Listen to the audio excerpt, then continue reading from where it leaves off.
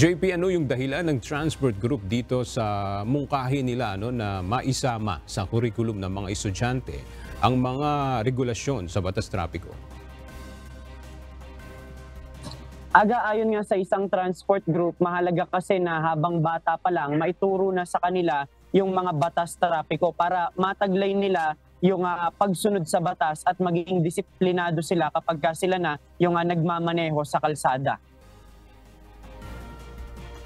Sa pananaw ng Liga ng mga Transportasyon at Operators ng Pilipinas o LTAP, laganap talaga sa ngayon ang mga driver, mapapribado at pampublikong sasakyan na hindi sumusunod sa batas trapiko. Ayon kay Orlando Marquez na siyang leader ng transport group, sang-ayon sila sa panawagan ni Pangulong Bongbong Marcos Jr. na dapat maging disiplinado ang mga driver kaalinsabay ng pagsusulong ng modernisasyon. Suwestyon ng grupo o ng transport group na dapat isama sa curriculum sa elementarya ang traffic rules and regulations. Mas mainam nila kung grade 3 pa lamang ay natututo na ang mga bata ng batas trapiko katulad ng mga road signages. Sa pamamagitan nito, kapag dumating na sila sa punto na magmamaneho ay taglay na nila ang disiplina sa kalsada. Ayon kay Marquez, naiproseso na o naipropose na itong kanyang grupo kay PBBM at mayroon ng paggalaw sa mababang kapulungan ng Kongreso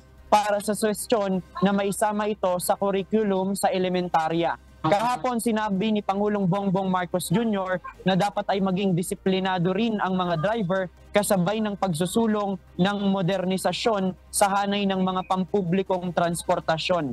Dapat anya na taglay ng mga driver ang pagbibigayan sa kalsada, konsiderasyon sa kapwa at pagsunod sa mga umiiral na batas sa kalsada. Sa ngayon aga, susubukan pa lang natin na makahingi ng pahayag naman sa Land Transportation Office o kaya sa Land Transportation Franchising and Regulatory Board o LTFRB para naman dun sa kanilang ginagawang hakbang para gawing pang mas disiplinado yung mga driver na nagmamaneho ng sasakyan sa kalsada. Yan muna ang ating latest live mula dito sa Quezon City. Balik sa iyo, Aga. Maraming salamat, JP Nunez.